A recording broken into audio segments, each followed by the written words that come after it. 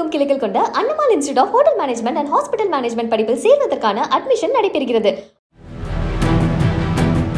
தாராபுரம் அருகே அமராவதி ஆற்றில் அலங்கியம் பாலத்தின் தென்புறம் உள்ள மணல் திட்டின் மீது 12 அடி நீள முதலை ஒன்று இருந்த காட்சி வெளியாகியுள்ளது. அமராவதி ஆற்றில் ஆங்காங்கே கரை ஒதுங்கி பொதுமக்களை அச்சுறுத்தி வரும் முதலைகளை வனத்துறையினர் பிடித்துச் செல்ல வேண்டும் என்று அப்பகுதி மக்கள் கோரிக்கை விடுத்திருக்கிறார்கள்.